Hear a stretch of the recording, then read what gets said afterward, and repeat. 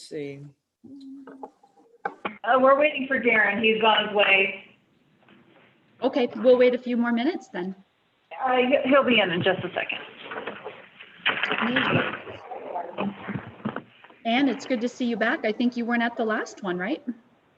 That could be. Yeah.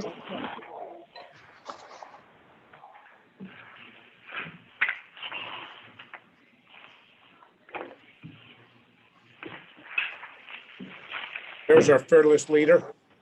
Some Zoom issues today. Morning, everybody. Good morning. How was Apple Hill? Oh, it was beautiful. Was it awesome? Yeah, Pretty it was spectacular out there. Yeah, and busy. Pretty- Nevada day was a busy day in Apple Hill. Yeah. They got some great wineries up there. Yeah, we saw a bunch of them. That'll be the next trip. There you go. Yeah, particularly if you like to drink and then drive all the way back to Reno. That's not even a good recipe. Okay, you guys, we'll go ahead and call the meeting to order, and thank you all for joining us this morning. I'm sure you have a lot of other important things you could be doing, so we appreciate your time. We're going to start with our roll call, please. Okay. Trustee Rose, I am here. Trustee Gianoli, Here? Trustee Caroselli, Here. and Trustee Jay. Present. Thank you. And we're on item number 3, approval of, oh, I'm sorry, we have to call for public comment first. Do we have any public comment? Let me It check will tell you if there's any, if there's any. yeah, there's none. Okay, no, we have no public comment. Sorry about that. I tried to skip right from 1 to 3. So now we're on 3, the approval of the minutes. Does anybody have any questions or changes that they would like made to the minutes? If not, Richard J. Move to accept. Do I have a second? I'll second that. All in favor? Aye. Aye. Aye. Aye. Any opposed? Okay. And no opposed. So approval of the minutes, that has carried unanimously. And that will take us to item number 4.1, the Board Memo 2011-70, authorization for the President and CEO to purchase computer hardware and associated peripherals and installation services from Dell Computer Corporation in the amount not to exceed $600,000. And this is up for possible action. And I believe we have a presentation by Art. Good morning. Can you see my slides okay? Good morning. Yes. I can. Okay, great. Good morning, Chair Rose, Mr. Griffin, and committee members. For the record, my name is Art Remp. I'm the IT manager with RTAA. I've been with the organization for 11 months and I enjoy being part of the RTAA team, working through the challenges brought on by COVID-19 this year. We have a great team with great leadership. I'm seeking approval to authorize the present CEO to purchase Dell computer hardware and associated peripherals and installation services in the amount not to exceed $600,000. This is in support of strategic priority number 3, facilities for the future, and also modernization of our computer infrastructure at the desktops. So as you know, technology is in all facets of the RTAA. We categorize technology to support operations, passenger information and convenience, safety and security, business administration, and of course, information technology and cybersecurity. We have 181 desktops and 40 laptop computers currently in service. The experience of the last several months has increased our awareness of the need to modernize our desktop computers and increase the ability to work remotely. The majority of this hardware was purchased in 2011 and prior with an anticipated useful life of 5 to 7 years. In 2016, we extended the useful life by replacing the hard drives and adding additional memory.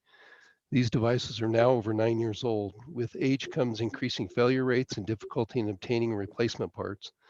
Additionally, the operating systems on these devices is Windows 7, which went out of support last January, we were able to purchase extended support for 1 year to allow us to continue to receive security updates in anticipation of this hardware purchase. As you saw in the previous slide, the majority of our computers are desktops and are not mobile. In the continuity of operations, the COOP exercise done earlier this year, scenarios required the ability to work remotely.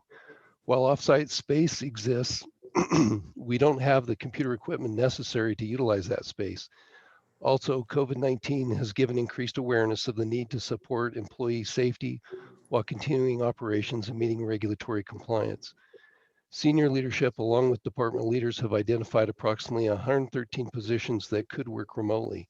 Laptop computers are a necessary tool to facilitate remote work. This chart breaks down our departmental functional areas corresponding to the org chart down the left-hand side and showing current and proposed number of desktops and laptop devices across the top. As you can see, the laptop count significantly increases from 40 to 137, allowing us a more virtual workforce, and the desktop count therefore decreases.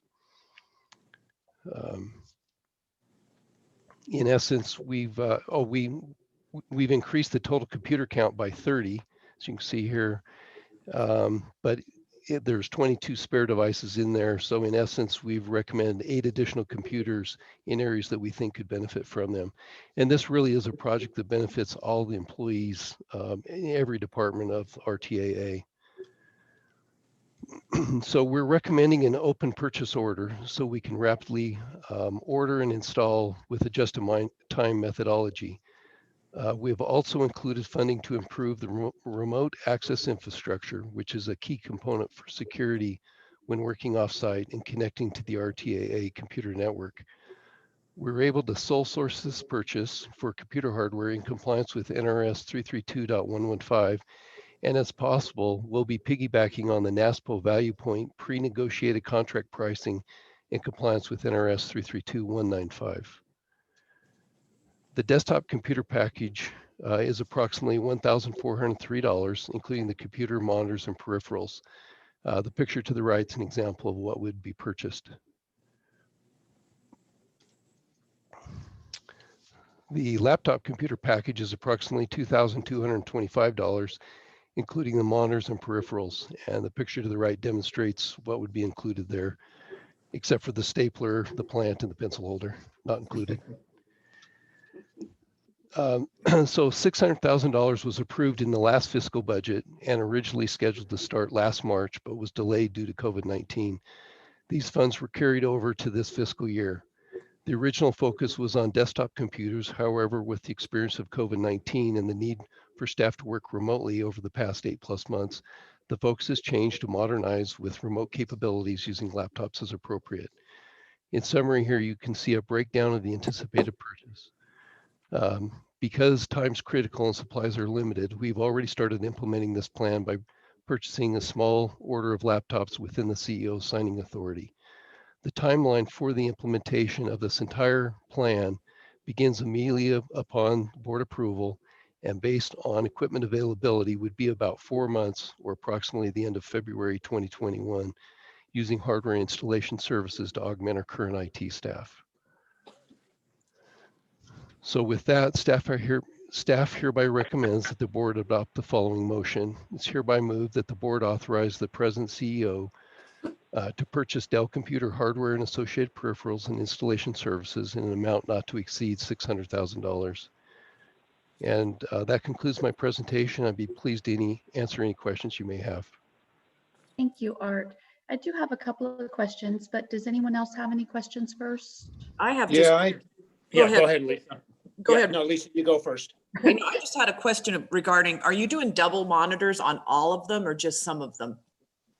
The plan is for all of them, but where it's not appropriate, we would only do a single monitor. Okay, yeah, I just wondered. I know that, I know they're very handy for some situations, but probably not everyone. Of course, Right. Trustee Jay, did you have a question? Yeah, a couple. Having just gone through this here at Wells Fargo. You seem to be frozen.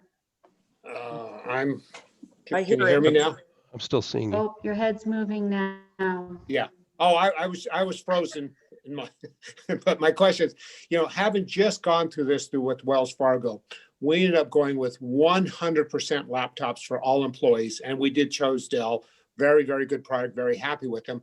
But I'm wondering, will all employees have laptops, and the desktops, are those going to be for like areas where an employee wouldn't necessarily be assigned to? Because my idea is that reason we went 100% laptops is if we had to shut our office down, everybody could work from home. So is this enough laptops for all the employees, and the desktops, is that appropriate? Understand where I'm coming from? Yes, thank you for that question. So we have 137 laptops in the purchase. We've identified 113 positions that could work remotely. So we have an overlap there in case we needed additional staff to be able to work remotely. Okay. That includes 12 spare laptops just for that situation, for somebody we didn't anticipate that needed to work remotely, so they could. Yeah, we've been very pleased. We have double monitors here. The Dell laptops, the boxes are just so small anymore to hook up and everything. And even the desktops. Now, the picture you showed us, that desktop, that's a pretty large tower. So go ahead. Yeah. Sorry, Trustee Jay. No. Yes, you're correct. A good observation. The new devices are about a 9x9 inch, very Right. small. It's called an ultra form factor. Okay. Does all the things and more that the older, larger desktop units used Gotcha. to do. But yes, it would be a form factor is what we would purchase. Perfect. Okay, that's the only questions I have. Like I said, I love Dell. I think they've done a great job for us here. Mm-hmm. Art, I'm curious to know if since you're doing a joinder, most of my questions are related to the joinder. Since we're doing a joinder, are the laptops and computers going to come directly from Dell, or will they be coming on this contract through a third-party VAR? So thanks, Chair Rose. That's a very interesting question. When we talk to Dell, the way that they build their orders is on demand. So they don't have an inventory of computers, so it takes longer to get the devices. So when you place an order with Dell, you have to wait for them to build it and then ship it. So we're looking at January before we would receive devices. If we go through a third-party retailer who does inventory equipment, we can move quicker on this. So we imagine that there's probably a combination of both. This first order we were able to get within a week because CDW had them on the shelf. So it's going to be a combination of both.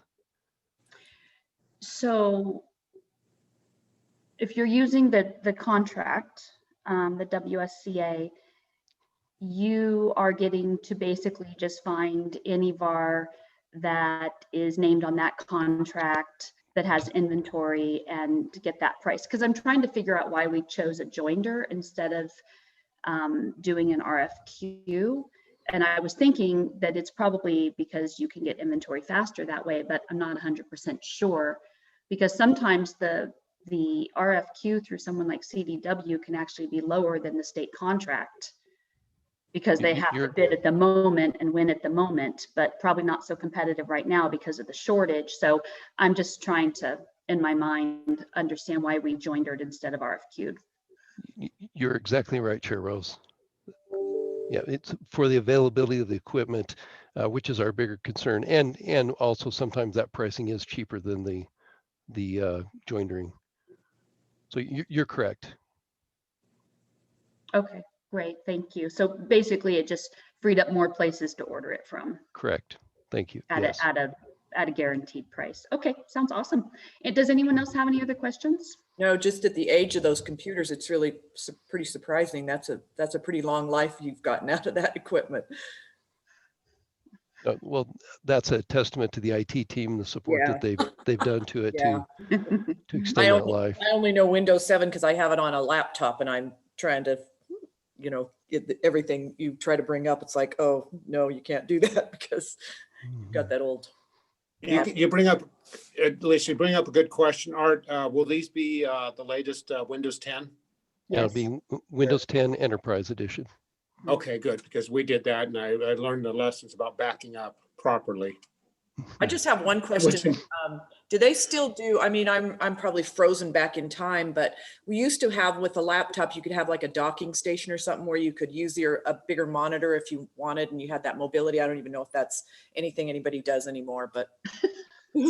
That's correct, Trustee Gianoli. On the desktop will be a docking station, the 2 monitors, and then a wireless keyboard and Oh, mouse. okay, that's So the nice, yeah. laptop will connect into the docking station. Yes. Perfect. And it's a very easy and smooth. I mean, one cord to plug in your HDMI cord and you're up and running. It's super simple. Mhm. Good to know, because I'm converting at home and that's what I was going to do. And I didn't want a lot of complexity. If we don't have any other questions, does anyone want to make a motion? I'll go ahead and move the motion be accepted as presented. Richard J. I'll second that. Right, all in favor? Aye. Aye. Aye. Any opposed? Okay, Art, thank you so much for the presentation. That motion carries unanimously. Thank you. Thank you.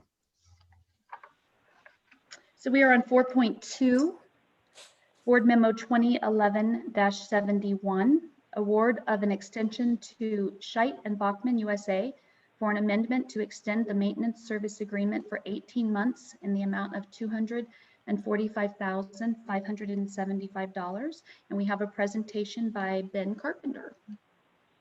Hi, Ben. Hello, how's it going? Can everyone hear me? I can. Sorry, I'm calling in on my phone. I'm getting an echo here. Can everyone hear me now? Is that better? I can hear you. There's no echo on my Okay. end.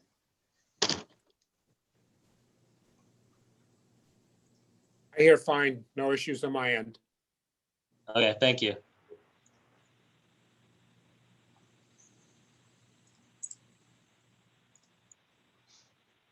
Okay, sorry about that. Madam Chair, trustees, thank you for having me today. My name is Ben Carpenter, Manager of Operations. Today, we're going to briefly discuss the parking access and revenue control system, or park system, we use in the parking program, as well as our recommendation to extend our current parks maintenance agreement. If approved, we will enter into an agreement with Scheit and Bachmann USA to provide an 18-month extension to our current maintenance program that we rely on to keep our park system up and running on a daily basis. Our total cost for this will be $242,575. And this action is in support of the strategic priority number 5, financial diversification and growth. However, before we get into the agreement discussion, I thought I'd briefly give an overview of how Landsat Operations, where we stand today. Landsat Operations incorporates the parking and grants transportation programs. As you can see from this chart, our parking revenue and parking transactions have been pretty much in lockstep with our passenger decline we've seen since March. However, a couple good things to note. Our parking revenue is approximately $430,000 above budget, 35% above budget since for this fiscal year. Another interesting thing to note is that our market penetration for parking has not declined whatsoever since the pandemic. We traditionally have about a $5.50 revenue per enplaned passenger in the parking program and 0.24 transactions per enplaned passenger, and that has stayed relatively stable. As you can see at the bottom of the chart, our ground transportation revenue and TNC transactions have fallen a little bit more than the passenger drop. And this is going with the theory that a lot of airports had at the beginning of the pandemic, that people would be shying away from public or shared transportation. Of note, TNCs, we had seen before the pandemic about a 0.1 transactions per enplaned passenger, and it has fallen now roughly to about 0.06 to 0.07 transactions per enplaned passenger. So all the market penetration they gained in the last couple of years has been wiped out. So it's something that we're keeping an eye on. This is pretty much happening at airports all across the country, and something that I'm sure I'll be back to talk with everyone here about in the coming months. So parking equipment at Reno, I'm not going to go too much into it. I think this is the 5th or 6th time I've been in front of this committee and board about parking equipment, so we're all experts at this point. Our provider is Scheit and Bachmann. We installed this current system in June of 2019 for $750,000. This is our second system with Scheit and Bachmann. First one was installed in 2006. And then we have contracted yearly with S&B for maintenance since 2007. So we are on our 15th year of partnership with Scheit and Bachmann. I've been in this business for longer than I care to admit, and I can say that, all honesty, this partnership is a good one. It's one of the better ones I've been part of. They're a good company to work with. So the maintenance agreement that we're talking about today, the new park system, as I stated, was installed in June of 19. For the first year of the system, we had a factory warranty for 1 year. So after the factory warranty, we entered into a 6-month agreement with Scheit and Bachmann. This was done to assess our needs in the face of the COVID pandemic. Previous to March of 2020, we had planned to enter into a 5-year agreement, which was included in our initial fiscal year 21 budget for about $225,000. The shorter agreement with limited scope was done to allow us time to evaluate what our needs would be. S&B gave us a very, very good deal on the 6-month agreement for only about $48,000, in which they've admitted they lost money on the deal. The 6-month agreement that we had only included our on-site technician support for business hours only. And as I mentioned previously, we have had a maintenance agreement with Scheit and Bachmann since 2007. So this agreement will run from January 1 of 21 through the end of fiscal year 22. In Nevada Revised Statute 332.115.1, A, items which may only be contracted from a sole source, and C, additions to and repairs and maintenance of equipment which may be more efficiently added to, repaired, or maintained by a certain person, makes this extension exempt from competitive bidding. So what does this new maintenance agreement cover? Well, we get a dedicated on-site factory trained technician Monday through Friday through business hours, as well as 24/7 emergency coverage. Our previous agreement did not have the after hours emergency coverage. So there were a few instances where we had equipment have some failure and we needed to weigh the revenue we could potentially be getting versus the hourly rate we would be charged to have the technician come in. And so with this new agreement, we don't have to worry about that anymore. He'll be on call 24 hours a day. This agreement also includes 6 instances of preventative maintenance. So once per quarter, the technician will go through and touch every piece of equipment, clean it, make sure it's working and good working order.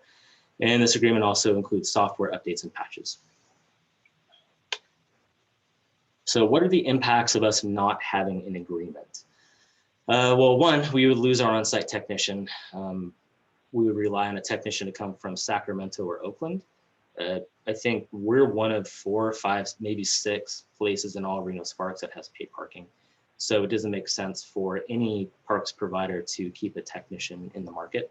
So we wouldn't have any local options. So for a technician to come from Sacramento or Oakland, it could be a 2 to 7 day response time, depending on weather, what else is going on. We'd also incur out-of-pocket costs. So a technician can be up to $231 per hour, IT support $500 per hour. We'd be paying all the expenses of the technician trip. So hotel, food and board, trip time. So really, So the costs for time and materials, they're really hard to calculate. But with the potential revenue loss that we could see, so we currently make up to $15,000 per day. That is very realistically could be jeopardized by having the system down. We'd also be paying overtime for staff to come and manually operate the system. We're talking staff to stand at the front gates for 20 hours a day to hand out tickets, manually operate credit cards. So the costs are hard to calculate, but if we had a technician come out here for a week, we could very realistically spend $10,000, $15,000, and over the course of the next year and a half, we could get close to the actual cost of this agreement. And one thing to note too, is we've talked about a lot in these things, these meetings when we talk about parking, is customer service. Our passengers have several options to get to the airport, and we want to make sure, we would like them to park. That's by far the most profitable way for travelers to come to us. So we want to do our best to maintain our customer service. And I think this goes a long way in doing that.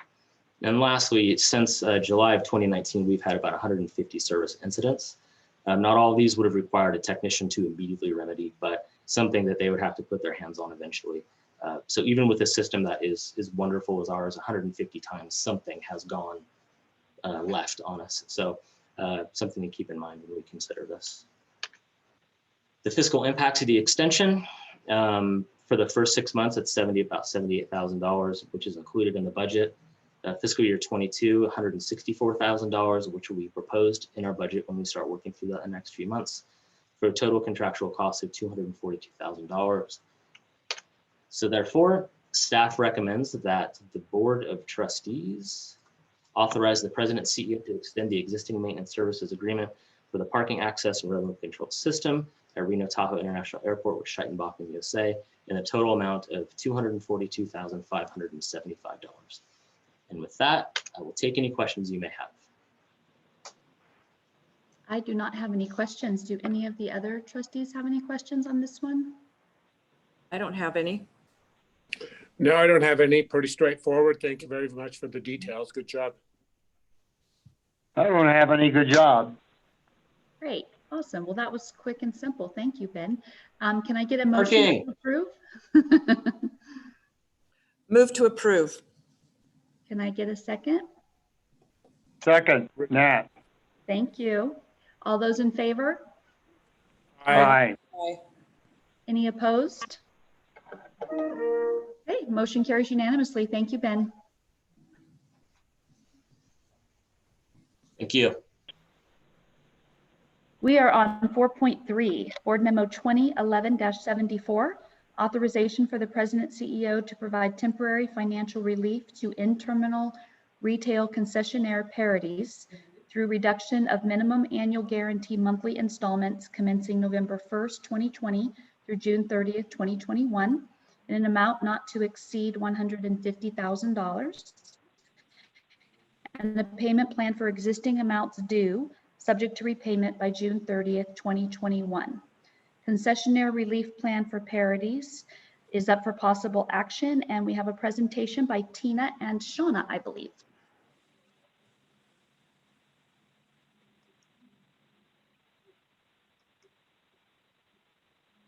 I see Shauna, but I don't see Tina.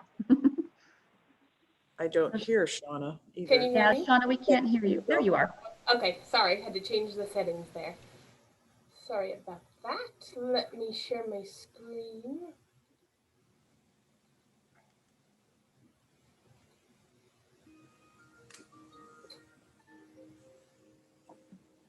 Okay, can we see that okay? Yes, I can see it. Okay, let's see. Okay, good morning, Chair Rose, committee members. For the record, my name is Shauna Carpenter, property specialist with Airport Economic Development. I'll be presenting, as you said, a temporary relief recommendation for our in-terminal concessionaire Paradies Lagardère. And we should have Pamela Brown, Vice President of Business Development, Trish Bizio, Paradies General Manager, and possibly Aileen Martin, owner and operator of Summit Travel, joining us to address any questions. The purpose of this action is to provide temporary relief to Paradies in the form of a reduction of their MAG, or their monthly installments of their minimum annual guarantees. If approved, the MAG installments will be reduced equivalent to the passenger decline, and this will commence November 1st until the earliest occurrence of the total MAG reduction equaling $150,000, or emplaining passengers equaling or exceeding 75% in comparing to the same month year over year. And regardless of those two instances, this is not to extend past June 30th of 2021. I'll go into more details about our projections and review this in more detail later in the presentation. We're also recommending a payment plan. This is for existing amounts due for the difference in their full MAG payments, less the gross revenue payments they've made for July through October of this fiscal year, which is totaling approximately $200,000. This is to be paid in full by the end of this current fiscal year. And again, I'll review this in more detail as well. The goal of this relief option is to help Paradies mitigate the risk of reopening outlets to improve customer service, which is in support of our TAA strategic priority number 6, to provide a positive environment and experience for all. I'll start here with a bit of background on what has got us to this point. And we've talked about it a few times, but we began seeing the impacts of the COVID-19 pandemic on March 4th. The drastic decline in passengers and air service was followed by state and local mandates requiring the closure or strict operational requirements of our businesses. And as a result, we began receiving requests for rent reductions, waivers, and deferrals. Based on those requests and FAA guidelines pertaining to the use of CARES Act funds, the initial relief was approved by the board on April 10th. This was for the remainder of fiscal year 1920. It was for a 90-day deferral of airline landing fees, terminal rents, RAC, and in-terminal concessionaire MAGs. Accounts were required to be current account status was required in order to qualify. And additionally, this, as you see there, was for approximately $3.9 million in deferrals.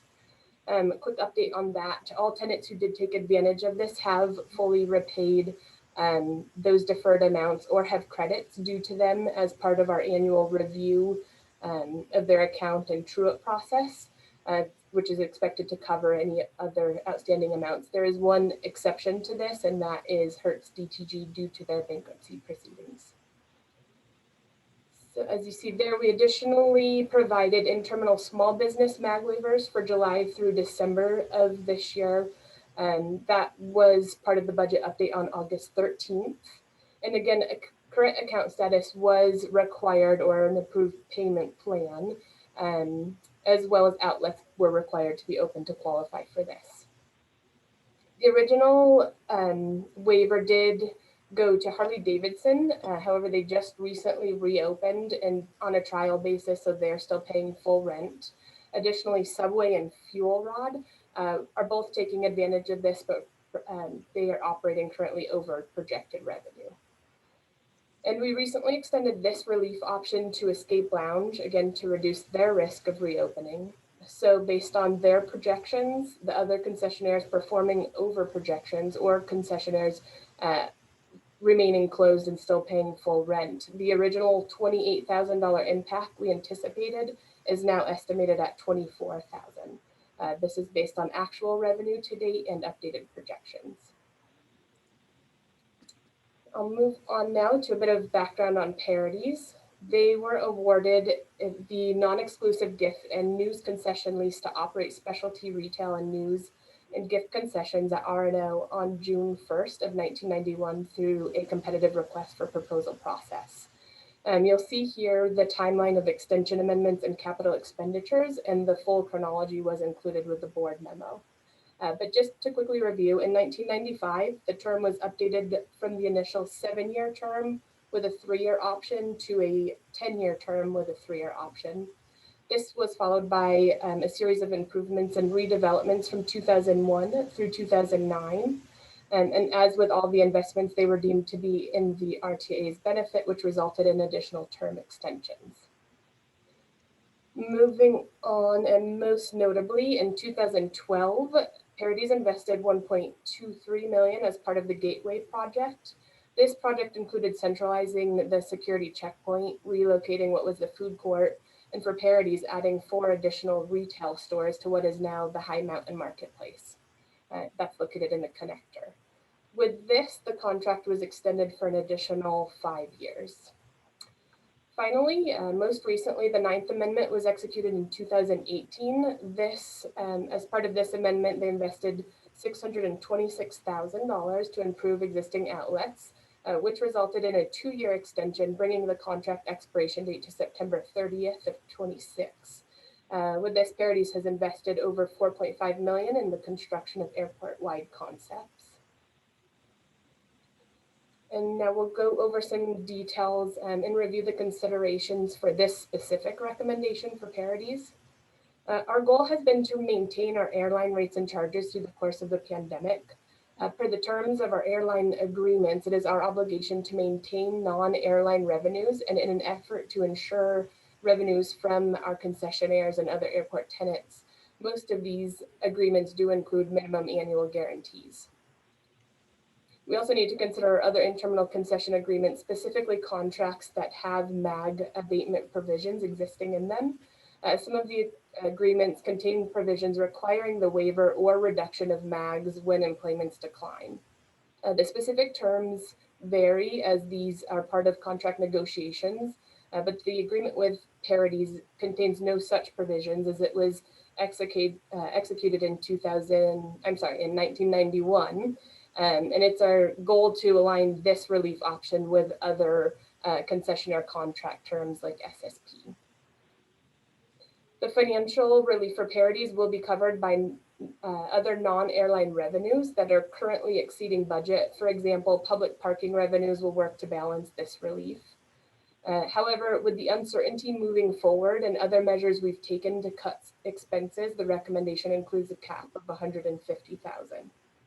As part of the requirements for Parodies to qualify, they will need to extend hours and reopen outlets, again, to improve passenger experience. And on this next slide, you'll see a table of current hours of operations and expected hours as part of this reopening requirement.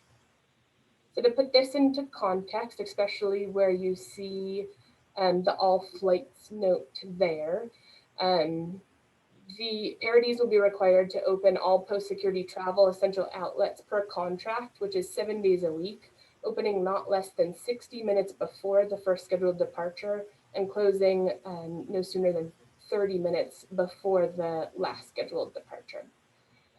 Generally, this means opening at 4:30 a.m. and the closing times vary even more now, depending on the concourse and flight schedules. Additionally, as you'll see, we are requiring the opening of specialty retail outlets, including PGA pre-security, but this will just be during peak travel times for now. With the change in passenger behaviors and less traffic, pre-security Parodies will not be opening the Silver State market at this time. They do intend to reopen once passenger levels pick up a bit and there is a shift in the meet and greet behaviors of passengers. And just a quick note on this, to offset and ensure that there were options for our passengers pre-security, we have installed a snack and beverage vending unit near Delta and ticketing. And additionally, as you'll see on this next slide, SSP is working to reopen Pete's pre-security. This, I realize, looks a little busy on the screen here, but to put some context into this, the locations here in bold are those that are currently open. In this last column for expected hours, the ones in bold indicate ones that we're expecting changes as well. So in aligning Parodies reopening requirements with our other concessionaires, and in addition to SSP planning to reopen that Pete's location, pre-security, we're working to extend hours for Wild Garlic on B. SSP is planning to align the La Brea hours with first flight and peak travel times by concourse. And as you can imagine, the bars are largely impacted by the current mandates and distancing requirement. These spaces are a little bit tighter, and therefore we're kind of monitoring what happens there, but they do have plans to reopen those as well. Again, the gray locations noted here are expected to reopen once passengers pick up a bit more. I previously mentioned Harley-Davidson just opened on a trial basis. They should be maintaining hours during peak travel, and the Escape Lounge is expected to reopen daily from 5 a.m. to 2 p.m. in the coming weeks. And again, as a reminder, the first flight notes there that you see means opening 1 hour before the first departure, and closing final flight or last flight means closing no earlier than 30 minutes before the final departure. We'll move on here to the fiscal impact, and I'll explain this a little bit. The table includes the expected revenue to the RTAA, first based on their % of gross revenue payments, the current MAG installment requirement, and followed by the projected adjusted MAG here. For example, to calculate this adjusted MAG in November of 2019, the airport had over 158,000 enplaning passengers. And with the projection for this November or this month of 64,000 passengers, it is a 60% decline in enplaning passengers, and therefore that same 60% reduction would be applied to the MAG once actual passenger levels are determined, which would bring the adjusted MAG to 31,000 down from the 77 you see there. Parodies will still be required to pay the greater % of gross revenues or adjusted MAG. With that, this next line there shows the greater of the two. So as you can see here, December, January, and February, they're expecting, based on current revenue projections, to exceed the adjusted MAG. That's how we come up with those figures. As you'll see on the table here in the notes below, for beginning March of 2021, the full MAG is included here. There's two reasons for this. First of all, in aligning this contract with other existing contracts, or I'm sorry, this relief option with other existing contracts, the MAG will be fully reinstated when passengers are at or above 75% in comparing to the same month in the immediately preceding year. That means based on March 2020 passenger levels of 100,000 passengers, if March 21 exceeds 75,000 passengers, the MAG will fully reinstate, and passengers are projected to be 95,000 for March. And the second thing here is that with the current revenue projection and the cap of 150,000 on the relief amount, it is expected that Paradies will have used the full amount in February of 21. And regardless of any changing circumstances, this may not extend past our current fiscal year or June of 21. And then on the next slide, we have the payment plan outlined. The table shows the current full MAG and less the actual percent of gross they've paid to the RTAA here. So you get the difference. And under, as you see here, it's nearly 200,000. So under this recommendation, the full amount is to be repaid in 8 installments of approximately $25,000 by the end of the fiscal year. Under this, all parties do agree with the relief options as presented today, which was committed to and signed in the form of a memorandum of understanding that was included with the board memo.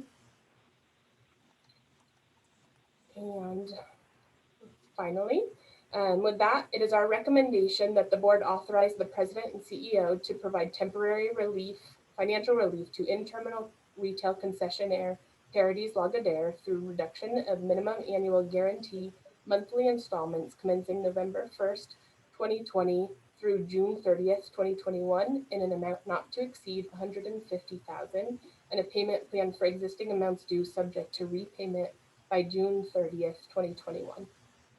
And again, we should have Pamela Brown, Vice President of Business Development for Paradies, Trish Bizio, Paradies General Manager, and Aileen Martin, owner and operator of Summit Travel, joining us to address any questions you might have. Thank you, Shauna. That was very detailed, and I really appreciate you showing us who's open and what hours they're open and all of that detail. I've been wondering about that, so it was nice to see it on one page. I don't have any questions. I'm really pleased to see this come forward, and of course, supporting all the businesses in the airport. So do any of the other trustees have any questions about this particular item? No, as you said, very detailed. Thank you.